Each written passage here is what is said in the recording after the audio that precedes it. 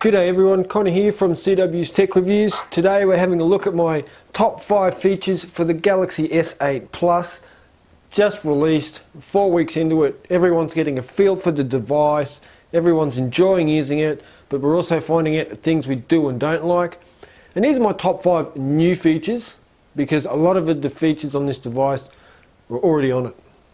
Alright, so my number 1 feature for the Galaxy S8 Plus is the display. The display is amazing. You're looking at the Super AMOLED capacitive touchscreen, 6.2 inches, and the screen to body ratio is around 84%, which is just amazing. If I put my wallpaper to something light, so there you go, you can see there, if I put a light background on, you can really see how much of the display is taken up. And very minimal amount of the display is taken up with bezels. So there's a lot to learn from that to some other manufacturers and smartphone suppliers. It's 1440 by 2960 pixels, which is 529, so it really packs it in there. Obviously it's not quite as dense as the S8, normal S8, the flat S8. However, still an amazing little display. You also comes with Gorilla Glass 5, 3D touch on the home button, so you can hold it and get a long press happening, but there's really I don't see too much of a time where it comes in that handy. Just having it on there, it's handy when you can't, when it's off and you don't know where it is. You can just press, you know you've got it, and it'll come on then. The one thing I do want to show you is the video quality in 4K. So look, this has been recorded on 1080p device. I'm going to show you a snippet of an MKB HD video which is filmed in 4K. So shout out to MKB HD for being amazing, YouTuber. So that's what the display will look like. That's 4K resolution playing on the device, and I'll just show you. You can go up here, 1440p, and you can go auto and choose all the rest. But that's 1440p, screen cropped, fit to screen, or crop to fit. Crop to fit takes up 84% of your display. Fit to screen, and you get your bars on the side there. I don't really care about those bars. I think the display looks amazing as it is. My number 2 feature for the Galaxy S8 Plus is also one of my worst features, but I'll get into that in another video. Number 2 feature is the iris scanner. So as you can see there, I've had a bit of trouble with it, but the implementation of it I think is groundbreaking.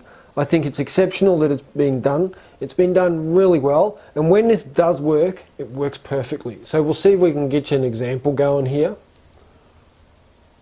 And that's how quick it is. I don't know how that looked on the camera, but we'll do it again.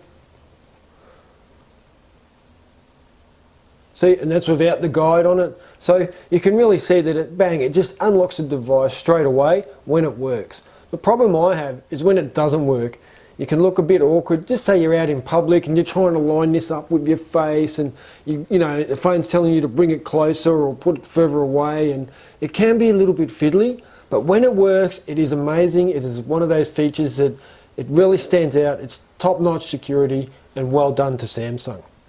The next thing I want to talk about is the software in general. Now, we all hear TouchWiz UI, TouchWiz is bloated, lags, everything, blah, blah, blah. And yes, that's true in a lot of situations. They haven't called it TouchWiz anymore. They're trying to rename it and move away from TouchWiz. TouchWiz is known as that big old tank that just sort of rolls down the street. But the software now is absolutely super fast. I don't have any problems with it. As you can see, very smooth. My apps will reload in the background after a certain amount of time, but I haven't had really too many problems with losing anything. There is some implementation of some apps that Google already does, but Samsung did before Google. So you do have a double up in some situations, but the software, it just flies, and I'm very impressed with it. I'll just go and show you quickly. I have done a Geekbench test. So there we go. So single core I got 1991, and for a multi-core score I got 6590, which is really fast. Now bear in mind, this is the Exynos version, Exynos 8895. Also running the Mali G71 MP20 for a GPU. So that's what's running the software. It's all really fast, really smooth.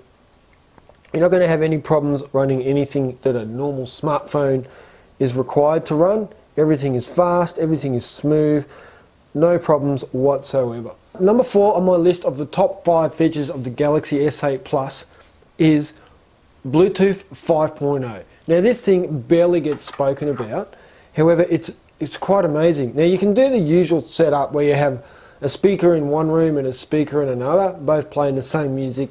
Therefore, wherever you go in your house, you're going to get that same sort of music. But for me, recently, I was on a cruise, we're on a boat, my wife had no music on her phone. We went to the gym on this cruise, and I'm cruising on the treadmill, using my Bluetooth, listening to my music, and the wife's sitting there, no music. And then I remembered I had the Galaxy S8 Plus. I quickly paired up her device, put it in sync with this one, and we're both there in the gym working out, listening to music at the same time. 2 sets of headphones, 1 device, which to me you can't really beat. That is a phenomenal feature. Whoops, and there we go into here and go dual audio, and there you can see you can play sound from your phone to 2 different Bluetooth devices. The 2 connected devices may experience a slight difference in sound output, which is so be it if it does. For me it didn't matter because we had Bluetooth headphones on, and that was amazing. That's something that's it's new, it's not been used before in a phone, and the implementation of it is fantastic. I have not had any problems with it whatsoever. It's just a win-win for the Bluetooth 5.0. Number 5 on my favourite things about the Galaxy S8 Plus is a minimal one, but I can't forget how it used to be. So it's having 64 gig of storage as your baseline of storage. Now, I come from the S7, which is 32 gig. Now you load up your Oculus apps, your VR apps, do some home videos, some photography, download your favourite games. All of a sudden, you're running out of space and you're running out real quick. Yes, you can get an SD card, but that's not at expense. Now I've got running on here everything I would normally have on my S7, and I've hit 32 gig. I've still got another 32 gig to go. So kudos to Samsung for finally rolling out a flagship device with 64 gig of storage as the base storage. Way to go. It just makes things that much easier. Yes, it is expandable up to 256 gig. That's something I would never use. This 64 gig for me sounds about right. I don't have any problems with that. Now, they are my top 5 new features with the Galaxy S8 Plus. What are yours? So let me know what your top features are in the comments below. Don't forget, like I said, give it a thumbs up, give it a like, give it a share and a comment, all that stuff. Most importantly, don't forget to subscribe, and I'll catch you in the next video. Check ya.